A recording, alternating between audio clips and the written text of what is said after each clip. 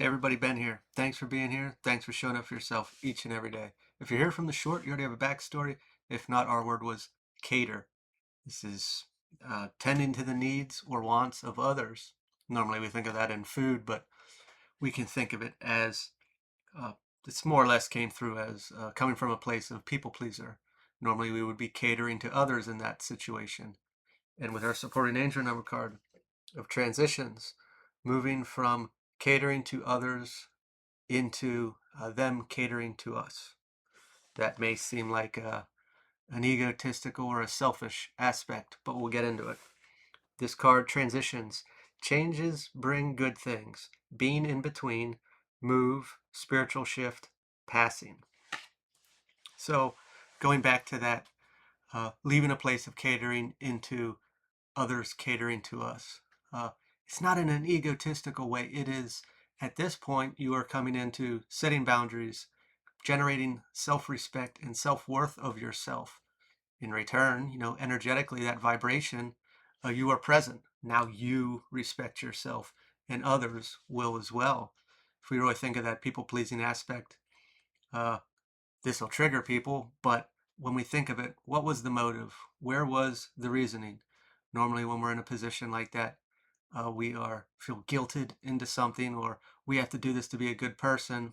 And maybe there's a little bit of frustration there when we see others not doing or helping, or we take offense when maybe we would ask for help and the person we would normally be helping wouldn't be there to help or not on the same level.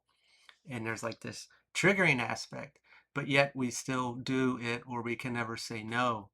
Oh, there's a wound there. There's a responsibility that we have to place on ourselves at that point because we are allowing it. Sure, we could look at everybody else and think they're just really bad people or selfish people, and some are. Some just have fair boundaries. And when we don't have that ourselves, people don't view it as anything different than that. If we don't view it, how can we blame them for that as well? So through this transition, we are building these boundaries, this self-respect, this self-worth, and through that process, we're emanating it.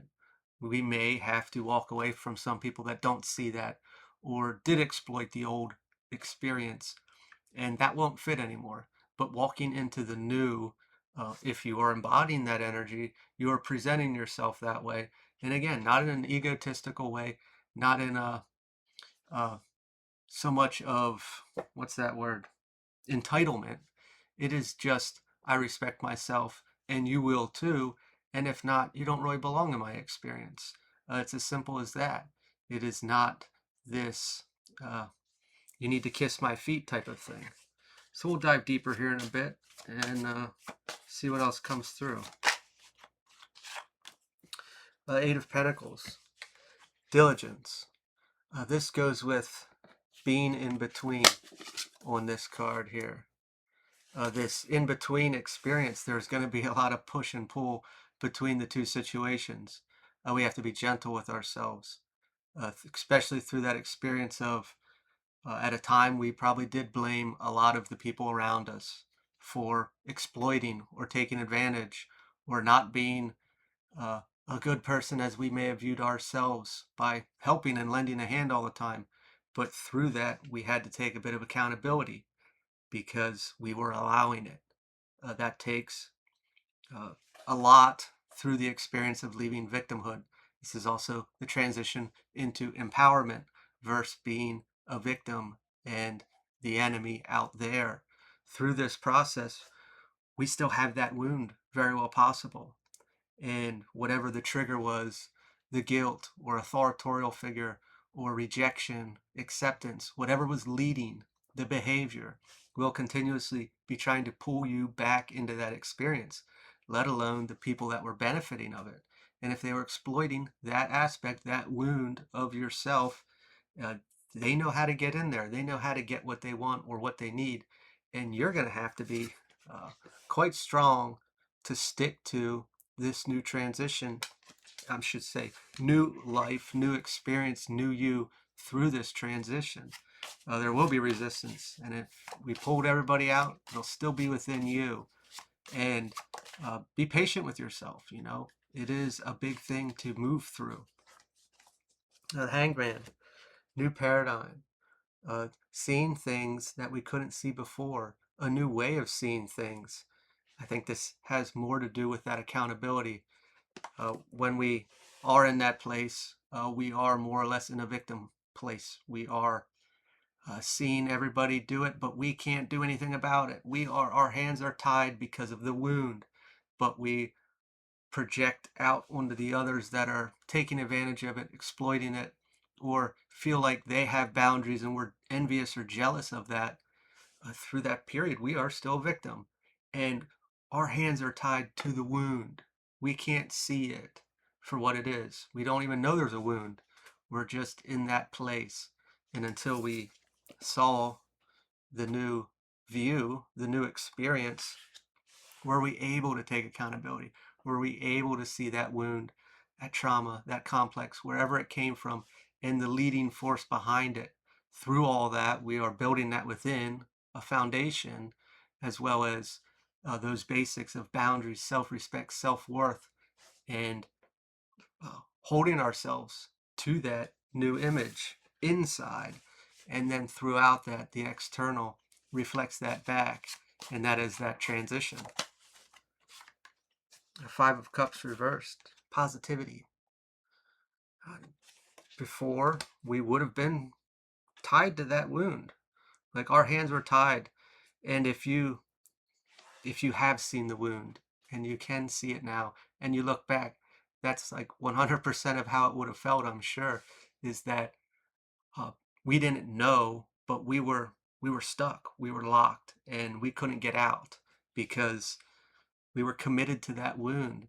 If we think of any aspect in our life, any trauma, any wound, any complex insecurity, we make decisions based upon that to keep that satisfied, pacified, tamed, and calm. We are tied to it. It makes decisions for us. Until we see it, can we do anything with it? And through that is accountability. So moving forward into this experience, it is a big deal. It is a new you. It's a new start.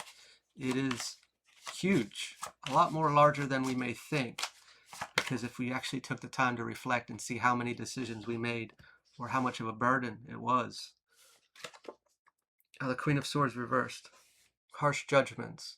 We'll experience a lot of this through the transition from the past, from the people that benefited from it, that knew you, the old you, that benefited off of the old you. They will have a problem with it, and they probably know the wound to an extent, whether subconsciously or knowingly. They benefited something from it, and they're going to have a problem when that supply stops, whatever it was, whether it was actually something physical, mental, just energetic, socially, it doesn't matter.